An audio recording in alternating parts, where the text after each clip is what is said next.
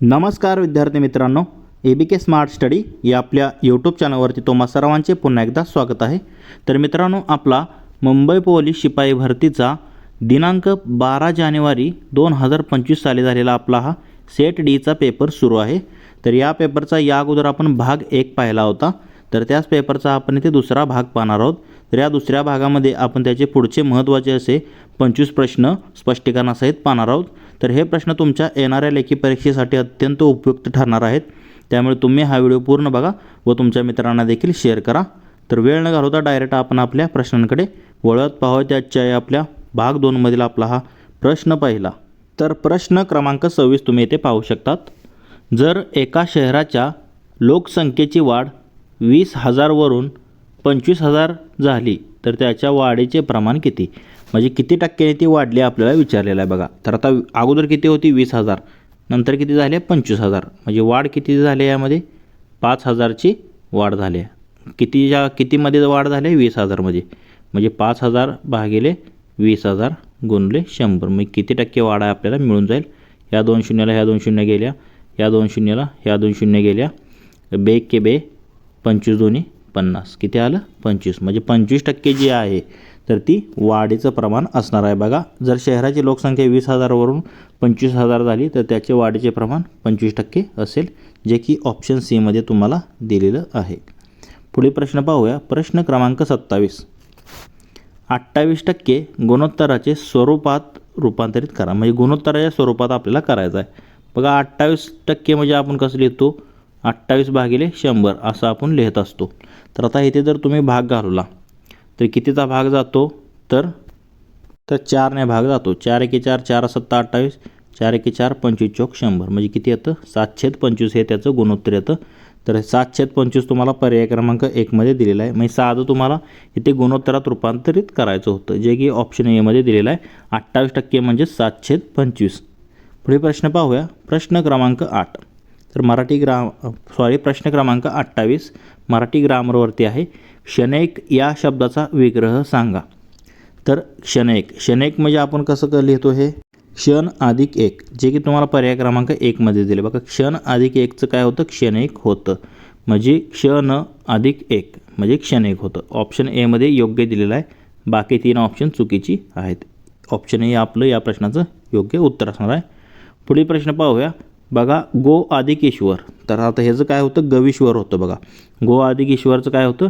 गविश्वर होतं. आणि वे इथं ई दीर्घ आहे, त्यामुळे इथे दुसरी वेलांटी असते वेला. म्हणजे गो अधिक ईश्वरचं काय होतं? गविश्वर. त्याप्रमाणे महा अधिक ईश्वरचं महेश्वर होतं बघा. म्हणजे आ आणि दीर्घ ई मिळून काय होतं? वे होतं. वे. गो अधिक ईश्वर गविश्वर. पुढील प्रश्न पाहूयात. प्रश्न क्रमांक 30. बावधन बघा. बावधान बंदर कोणत्या जिल्ह्यात आहे? तर बघा, वाढवण किंवा बावधन म्हणतो त्याला आपण. ते बंदर जे आहे तर ते नियोजित बंदर आहे, जे की पालघर जिल्ह्यातील डहाणू तालुक्यात नियोजित आहे बघा. ऑप्शन बी मध्ये दिले. कोणत्या जिल्ह्यात आहे फक्त विचारलेलं, म्हणून ऑप्शन बी पालघर या प्रश्नाचं योग्य उत्तर असेल. पुढील प्रश्न पाहूया. प्रश्न क्रमांक 31. मुंबई ट्रान्स हार्बर लिंक म्हणजेच MTHL कोणत्या 2 जिल्ह्यांना जोडतो? बघा, मुंबई ट्रान्स हार्बर लिंक जी आहे तर ती मुंबई आणि नवी मुंबई म्हणजेच रायगड, म्हणजे ऑप्शन ए मध्ये दिलेला आहे. Mumbai trans harbour link MTHL जी आहे तर ती कोणत्या 2 जिल्ह्यांना जोडतो? मुंबई आणि रायगड या 2 जिल्ह्यांना जोडतो, जे की ऑप्शन ए मध्ये दिलेलं आहे. पुढील प्रश्न पाहूया. प्रश्न क्रमांक 32. 2x9 बरोबर 4x असेल तर एक्सची व्हॅल्यू काय? तर असं जेव्हा असतं तर तेव्हा पहिल्या आणि शेवटच्याचा गुणाकार असतो आणि मधल्या 2 संख्येचा गुणाकार असतो. म्हणजे इथे काय येणार आहे? 2x बरोबर काय होईल बघा? 2x बरोबर हे 9 चौक 36 येणार. मग हे 2 इकडे भागाकारात जाईल 36ला. बे के बे 18 दोन्ही 36. म्हणजे एक्सची किंमत काय आली? 18 आली. तुम्हाला फक्त एक्सची व्हॅल्यू विचारलेली, जी की 18 येते. ऑप्शन 2 मध्ये दिलेलं आहे. त्याच्या प्रश्नाचं योग्य उत्तर असेल. पुढील प्रश्न पाहूया. प्रश्न क्रमांक 33. GFCला CFG तर RPJला काय असेल? बघा, GFCचं उलटं केलं आहे CFG, ह्याच्या उलटं इकडे केलेलं आहे. तर RPJच्या उलटं काय होणार? JPR. म्हणजे JPR कशामध्ये दिलं आहे बघा? तर तुम्हाला ऑप्शन 2मध्येच दिलेला आहे JPR. तेच या प्रश्नाचं योग्य उत्तर असणार आहे. साधं सिंपल प्रश्न होता. पुढील प्रश्न पाहूया. प्रश्न क्रमांक 34. तर आता संधी ओळखायची आपल्याला. मन्वंतर. तर आता या जोड शब्दाची संधी ओळखायची आहे. तर आता मन्वंतरचं कसं म्हणजे संधी विग्रह करायचा आहे, ओळखायची नाही, संधी विग्रह करायचा आहे. बघा मनु अधिक अंतर, मनु अधिक अंतर असं त्याचं काय होतं, मन्वंतर होतं. तर ऑप्शन सीमध्ये दिलेलं आहे. बघा फक्त संधी विग्रह करायचा होता मन्वंतरचा, मनु अधिक अंतर. पुढील प्रश्न पाहूया. प्रश्न क्रमांक 35. काय दिलेलं आहे आपल्याला इथे. पुढीलपैकी संधी विग्रहाच्या नियमानुसार गटात न बसणारा शब्द कोणता. म्हणजे आता संधी विग्रहाचा जो नियम असतात काही, तर त्यानुसार जर आता तुम्ही पाहिलं तर दुष्काळ, दु अधिक काळ दुष्काळ, नि अधिक कारण निष्कारण, नि अधिक फळ निष्फळ. तर हे जे आहे तर ते विसर्ग संधी म्हणजे एका गटात येतात. पण दु अधिक जन म्हणजे दुर्जन जे आहे तर हे वेगळ्या गटात येतं. बाकी दुष्काळ निष्कारण निष्फळ हे एका गटात येतात. म्हणजे ह्या तिन्हीच्या गटात न बसणारा शब्द कोणता आहे, दुर्जन आहे, जे की ऑप्शन बीमध्ये तुम्हाला दिलेलं आहे. पुढील प्रश्न पाहूया. प्रश्न क्रमांक 36. भारताची पहिली सोलार सिटी कोणत्या राज्यात आहे. तर बघा भारताची पहिली सोलार सिटी जी आहे तर ती मध्य प्रदेश या राज्यामध्ये आहे. तर बघा भारताची पहिली सोलर सिटी सौर शहर मध्य प्रदेश राज्यामध्ये स्थित आहे. तर मध्य प्रदेशातील रायसेन जिल्ह्यातील सांची म्हणजे सांची स्तूप जो आहे तर सांची हे शहर आहे. तर हे देशातील पहिले सोलार सिटी बनले आहे. कोणतं, सांची हे शहर रायसेन जिल्ह्यातील सोलार सिटी बनलेले आहे, ज्याचे उद्घाटन जे आहे तर ते सप्टेंबर 2023मध्ये करण्यात आले. तर हे शहर प्रामुख्याने 3 मेगावॅटच्या सौर ऊर्जा प्रकल्पाद्वारे आपली ऊर्जेची गरज भागवते. तर बघा कोणतं राज्य आहे लक्षात ठेवा. राज्य मध्य प्रदेश आहे आणि रायसेन जिल्हा आणि सांची हे शहर आहे. म्हणून ऑप्शन डी मध्य प्रदेशाचं उत्तर असेल. पुढील प्रश्न पाहूया. प्रश्न क्रमांक 37. मनू भाकर या खेळाडूने कोणत्या खेळात ऑलिम्पिक पदक जिंकले. बघा जे काय ऑलिम्पिक झालं त्यावेळेस तर ते पॅरिस ऑलिम्पिक फ्रान्स यामध्ये या देशात झालं, पॅरिस फ्रान्स या ठिकाणी. तर भारताच्या काही खेळाडूंनी काही म्हणजे एकूण जे आहे तर ती 6 मेडल मिळवली होती. तर त्यापैकी मनू भाकर हिने 2 पदकं मिळवलेली होती. तसेच तिला जर तुम्ही पाहिलं तर त्या मनू भाकरला सर्वोच्च पुरस्कार आपला कोणता आहे, तर राजीव गांधी खेलरत्न पुरस्काराने देखील तिला गौरवण्यात आलेला आहे. आणि ती जी आहे तर ती पिस्तूल म्हणजे नेमबाजी म्हणजेच शूटिंग, पिस्तूल शूटिंग म्हणजे 10 मीटर एअर पिस्तूल जे आहे शूटिंग यामध्ये ती आहे तर तिने कांस्य पदक जिंकलेले आहेत. बघा 2 पदके जिंकलेली होती एकटीने. वैयक्तिक अशी 2 पदके जिंकणारी पहिलीच महिला आहे मनू भाकर. मी शूटिंगशी संबंधित आहे. ऑप्शन सी या प्रश्नाचे योग्य उत्तर असेल. तर तुम्हाला जे काय महत्त्वाचे खेळाडू आहेत जसे की आता नीरज चोप्राने सिल्वर पदक जिंकलेलं होतं बघा. आणि पहिलं जे होतं गोल्ड तर ते पाकिस्तानच्या एका खेळाडूने जिंकलं होतं. तर त्याने नीरज चोप्राने जिंकलेलं तर कशामध्ये, भालाफेकमध्ये जिंकलेले, हे देखील लक्षात असू द्या तुम्हाला. पुढील प्रश्न पाहूया. प्रश्न क्रमांक 38. तर आता हे एक अंकमालिका आहे बघा. 10, 15, त्यानंतर 25, 45 आणि 85 अशी एक अंकमालिका दिली आहे. तर आता इथे जर पाहिलं तर फरक बघा. इथे 5चा फरक आहे, 15 आणि 25मध्ये 10चा फरक आहे, 25 आणि 45मध्ये 20चा फरक आहे, 45 आणि 45मध्ये 85मध्ये 40चा फरक आहे. म्हणजे 5 दुनी 10, 10 दुनी 20, 20 दुनी 40 आणि 40 दुनी 80. म्हणजे फरक डबल होत गेलेला आहे. म्हणजे पुढे 85 अधिक 80 केलं तर किती येतं, 165. म्हणजे तेच आपल्याला ओळखायचं होतं. प्रश्नचिन्हाचा काय येणार आहे, 165 येईल, जे की ऑप्शन बीमध्ये तुम्हाला दिलेलं आहे. तेच या प्रश्नाचं योग्य उत्तर असणार आहे. पुढील प्रश्न पाहूया. प्रश्न क्रमांक 39. तर बघा आता इथे तुम्हाला एक अंकमालिका दिलेली आहे इंग्रजी DKFNHQ. तर पुढे प्रश्नचिन्ह जाई काय येईल. तर बघा डी नंतर ई कट करून एफ घेतलेला आहे, एफ नंतर जी कट करून एच घेतलेला आहे. मग एच नंतर आय कट करून पुढे काय घ्यायला पाहिजे, तर पुढे आय कट करून के घ्यायला पाहिजे, आय कट करून पुढे जे घ्यायला पाहिजे. मग सुरुवात याची जेने होणार आहे. आता इथे बघा के, इथे के नंतर इथे एन आले, एन नंतर क्यू आले, के नंतर LM हे 2 अक्षरे प्लस करून पुढे एन घेतले, एन नंतर OP नंतर क्यू घेतलेला आहे. मग क्यू नंतर RS आणि पुढे टी यायला पाहिजे. म्हणजे जे आणि टी हे तुमचं या प्रश्नाचं योग्य उत्तर असणार आहे, जे की तुम्हाला ऑप्शन बीमध्ये दिले बघा. तेच या प्रश्नाचं योग्य उत्तर असेल. पुढील प्रश्न पाहूया. प्रश्न क्रमांक 40. खालील पर्यायी उत्तरातून पूर्वरूप संधी ओळखा. तर आता पूर्वरूप संधी आणि पररूप संधी अशा 2 संधी आहेत बघा, तर ते तुम्हाला माहीत असणं गरजेचं आहे. तर आता आपण दोन्ही संधी ज्या आहेत तर त्या काय आहेत ते समजून घेऊया. बघा, मराठी व्याकरणात स्वर संधीचे हे 2 खास प्रकार आहेत. म्हणजे स्वर संधीचे हे 2 प्रकार आहेत. कोणते? पूर्वरूप संधी आणि पररूप संधी. तर त्यातले आता पूर्वरूप संधी बघा. पूर्वरूप संधी म्हणजे काय? जेव्हा 2 स्वर एकत्र येतात तेव्हा दुसरा स्वर लोप पावतो आणि पहिला स्वर जो आहे तर तो पूर्वरूप म्हणजे तसाच राहतो. म्हणजे दुसरा स्वर लोप पावतो आणि पहिला तसाच राहतो, त्याला पूर्वरूप संधी म्हणतात. आता याचं जर तुम्ही पाहिलं तर सोपं सूत्र काय? पहिला स्वर टिकतो आणि दुसरा स्वर काय? निघून जातो. हे कशात असतं? तर पूर्वरूप संधीमध्ये असतं. म्हणजे आता उदाहरणं काय सांगता येईल याचं? खिडकी अधिक आत म्हणजे खिडकीत. बघा, खिडकी अधिक आत म्हणजे दुसरा जो आहे तर शब्द आ इथे निघून गेला आहे आणि इथे ई टिकला आहे, आ गेलेला आहे. त्याप्रमाणे काही अधिक असा काहीसा, तर इथे ई टिकला आहे, काहीमधला ई टिकला आहे आणि ही पुढचा हा निघून गेलेला आहे. काही अधिक असा काहीसा, तर याला आपण कोणती म्हणतो? पूर्वरूप संधी म्हणतो. त्याप्रमाणे घरी अधिक की घरी म्हणजे इथला जर पाहिला तर रीमधला ई टिकला आहे, हा निघून गेला आहे. घर अधिक की घरी. त्याप्रमाणे आता दुसरी संधी कोणती? पररूप संधी बघा. तर पररूप संधीमध्ये काय असतं? जेव्हा 2 स्वर एकत्र येतात तेव्हा पहिला स्वर लोप पावतो आणि पूर्वरूपमध्ये काय होतं?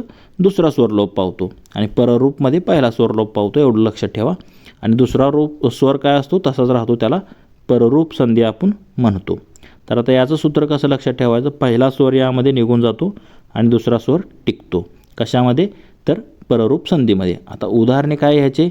कर अधिक ऊन करून. तर आता इथले करमधला गेला निघून आणि इथे ऊ टिकला, मग कर अधिक ऊन करून. त्याप्रमाणे घाम अधिक ओळे घामोळे म्हणजे पहिला स्वर निघून जातो, त्याला फक्त काय म्हणायचं?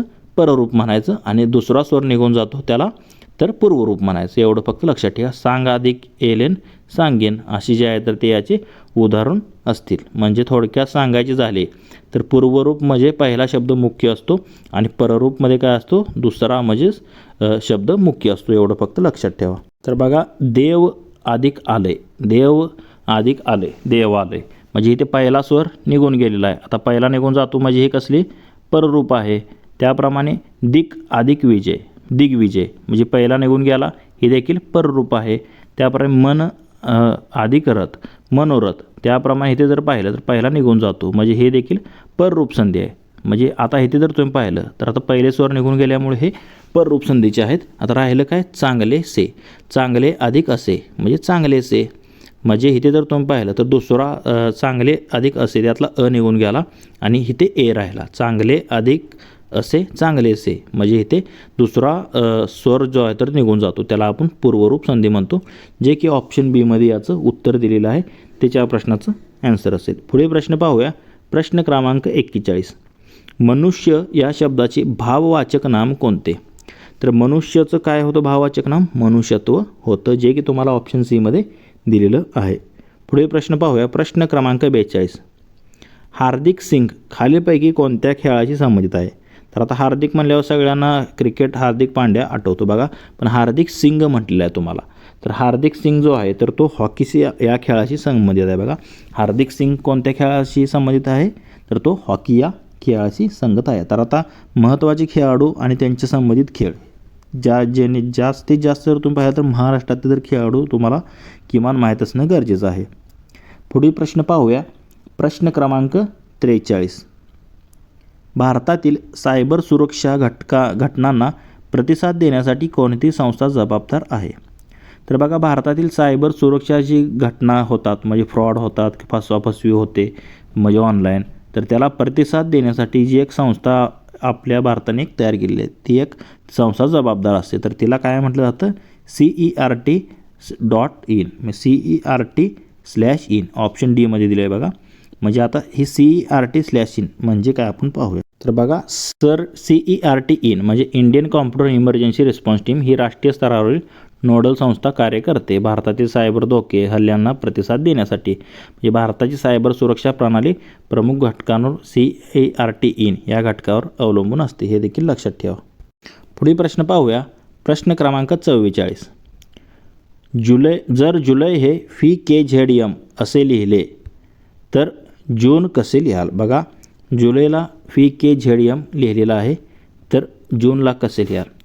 तर आता इथे जर तुम्ही पाहिलं JU आहे, JULY साठी VKZN, तर इथे देखील JU आहे. सुरुवात कशानं होणार आहे? VKनं होणार आहे. VK म्हणजे हा पर्याय कट झाला. आता राहिला काय? VKFO आणि VKMZ. इथे तिसरा शब्द बघा, इथे JULYचा तिसरा शब्द काय? यल.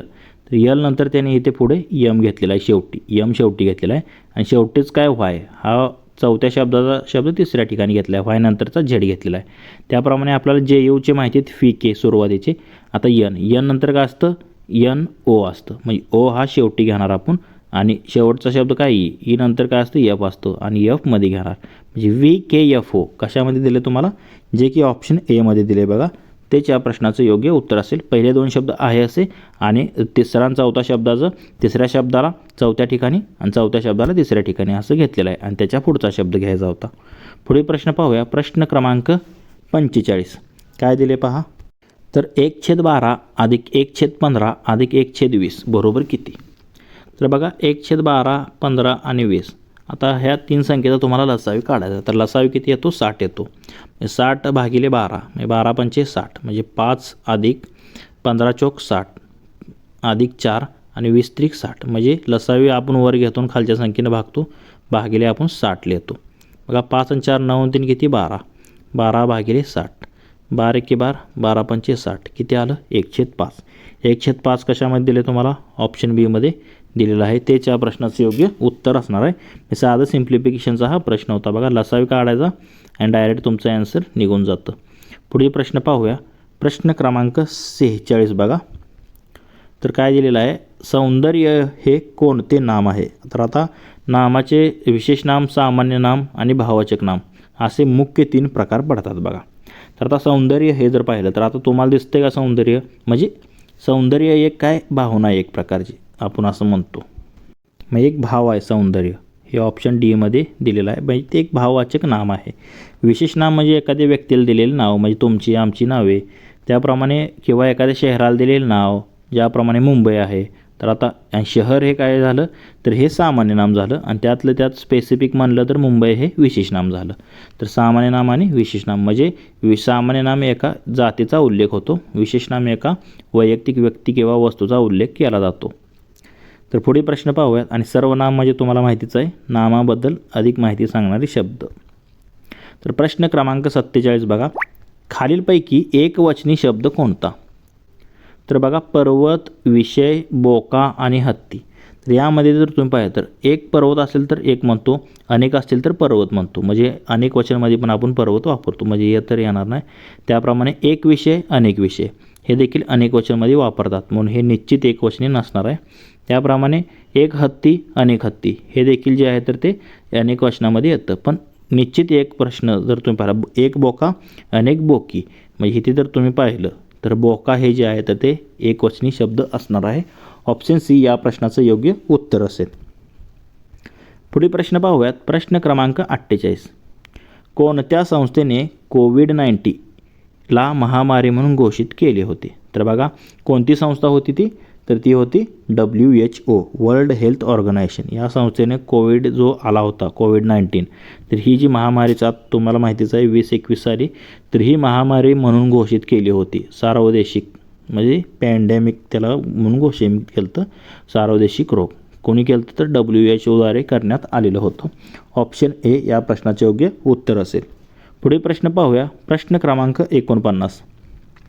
देशाचा दुसरा chief of defence staff CDS म्हणून कोणाची नियुक्ती करण्यात आलेली आहे? तर त्यावेळेचा हा करंट अफेअरचा प्रश्न होता बघा. तर अनिल चौहान यांची देशाचे दुसरे चीफ ऑफ डिफेन्स स्टाफ म्हणून नियुक्ती करण्यात आलेली आहे. कोणाची? अनिल चौहान यांची, जे की तुम्हाला ऑप्शन ए मध्ये दिलेलं होतं. पुढील प्रश्न पाहूया. प्रश्न क्रमांक 50. तर बघा तुळशी तलाव कोणत्या शहरामध्ये आहे? तर बघा आपण कोणत्या जिल्ह्याचा पेपर देतोय सध्याला? मुंबईचा. तर तुम्हाला मुंबई जिल्ह्याबद्दल इतिहास, भूगोल, त्यामध्ये काय काय जे आहे मुंबई शहराबद्दल माहीत असणं गरजेचं आहे. तर तुळशी तलाव जो आहे तर तो कुठे आहे? तर तो उत्तर मुंबईमध्ये आहे बघा. तर मुंबई या शहरामध्ये आहे, फक्त एवढं लक्षात घ्या. तुळशी तलाव कुठे आहे? आणि तुळशी बाग जी म्हणलं तर पुण्यात येते. तुळशी तलाव वेगळं आणि तुळशी बाग वेगळं. तुळशी बाग, सारसबाग हे पुण्यात आहे आणि तुळशी तलाव जो आहे तर तो मुंबई या ठिकाणी आहे. लक्षात ठेवा, ऑप्शन सी या प्रश्नाचं योग्य उत्तर असणार आहे. तर मित्रांनो, आपला मुंबई जिल्हा पोलीस शिपाई भरतीचा दिनांक 12 जानेवारी 2025 साली झालेला हा पेपर सुरू आहे. तर या पेपरचा आज आपण ते दुसरा भाग पाहिलेला आहे, ज्यामध्ये आपण महत्त्वाचे असे 25 प्रश्न स्पष्टीकरणासहित पाहिलेले आहेत. जर तुम्हाला या प्रश्नामध्ये कोणती शंका वाटत असेल तर कमेंट करून नक्की कळवा. तसेच हा जर व्हिडिओ आवडला असेल तर लाईक करा, तुमच्या मित्रांना देखील शेअर करा व असे जर नवनवीन व्हिडिओ तुम्हाला हवे असतील तर आपले YouTube channel ABK smart study subscribe करा व समोरील बेल आयकॉन प्रेस करा. धन्यवाद मित्रांनो. जय हिंद, जय महाराष्ट्र. जय महाराष्ट्र पोलीस.